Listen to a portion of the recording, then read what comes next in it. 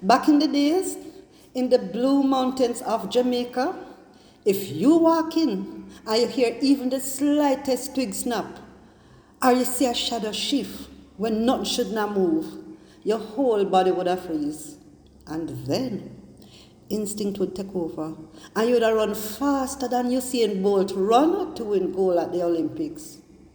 Because island folk used to say that if the mountain suddenly feel too quiet, or the wind change direction without warning, it just might be him. Three-Finger Jack. Three-Finger Jack was the outlaw who turned the Jamaican Blue Mountains into his own hunting ground. He robbed the wealthy, and he would slip through the British soldier them like they weren't even there, and then he would just vanish into the bush as if the earth swallowing up. Now this is the true and absolutely wild story of Jamaica's most feared rebel.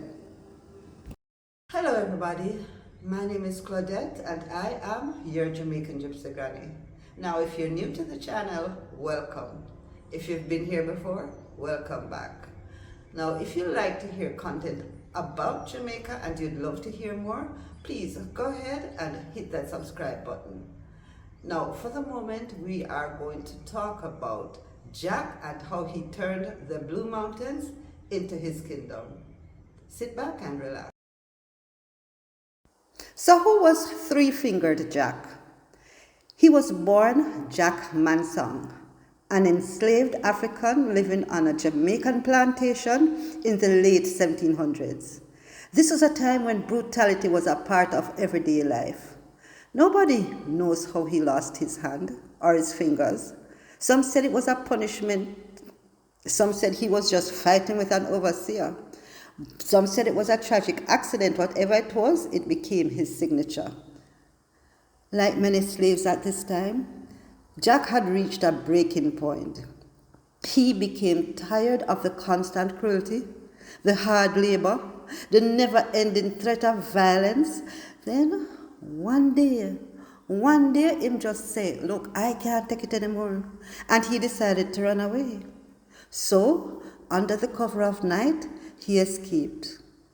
He had no torch. He had no guide. He had no guarantee he would survive. But he took off running.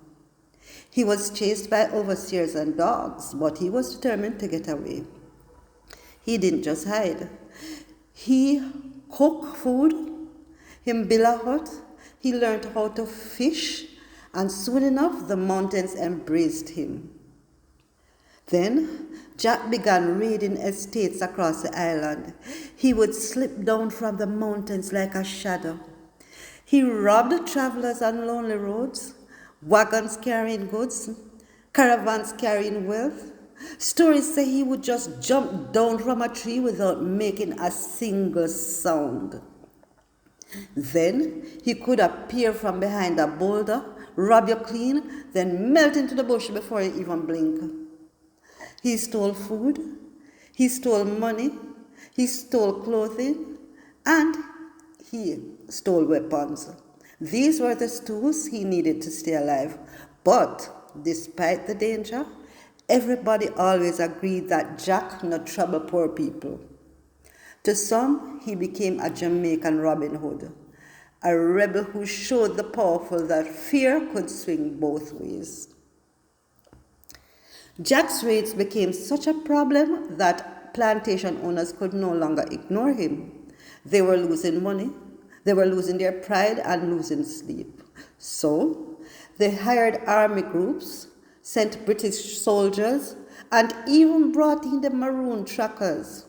These men who were master hunters, experts in reading every footprint, broken leaf, and bent blade of grass.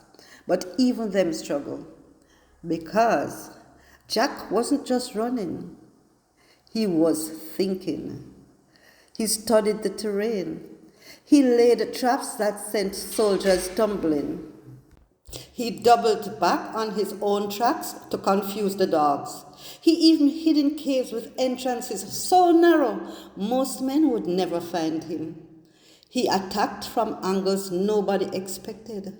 A branch above, a ridge across the river, a shadow where nobody thought a man could stand. For years, this one man outsmarted the entire colonial system. One of the most famous stories about Jack happened on a narrow mountain trail. A wealthy white woman was traveling with her belongings. She never thought she'd run into the island's most dangerous rebel. Jack stepped out of the bush, calm, controlled, and polite. He asked her to hand over her jewelry and purse, not violently, almost like a gentleman giving instructions. Shaking, the woman said softly, "God bless you, sir. You spared my life." And Jack laughed, a kind of dark, unforgettable laugh. And he said, "Madam, I did not spare your life. I spared my bullet." That single line, that moment of chilling boldness, cemented him permanently in Jamaican folklore.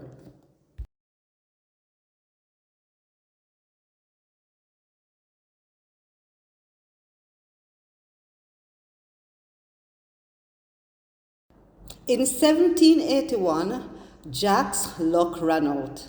A team of Maroon trackers managed to corner him near Yallas after a long and brutal chase. The fight that followed was fierce, a real clash between men who knew how to survive in the wild.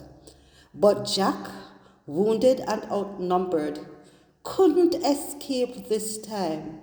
Although he fought and fought as hard as he could, he was killed in the battle. His head was taken to Spanish Town and displayed publicly. His head was taken to Spanish Town and displayed publicly. This was a brutal message to the island. See, the great outlaw is gone. But death never truly stopped a legend. And Jack's story, this only grew louder. Jack lives on in our stories because he represents something powerful, the will to resist even when the odds are impossible. He had the courage to fight back. He had the belief that freedom, even for a moment, is worth everything. So because of this, for some, he is a symbol of rebellion. For others, he is a symbol of survival. So, whether you view him as a hero or a villain, Jack was one of the boldest men ever to walk this island. If you've made it this far in the video, I surely appreciate you spending this time with me. Once again, my name is Claudette and I am your Jamaican Gypsy Granny. Now, if you enjoyed this story in any way, if you learned anything new, if you'd love to follow the journey across Jamaica, down into the history, just please remember to hit that subscribe button, leave a comment, tell me what story you would like to hear. Did you enjoy this story? What changes can I make and how can I please you better? And if you'd like to support even further, my PayPal link is in the description. So go ahead, hit that subscribe button, leave your comment, share the video, and don't forget to hit the notification bell so you get notified each time I post a video. Thanks for watching. Walk good.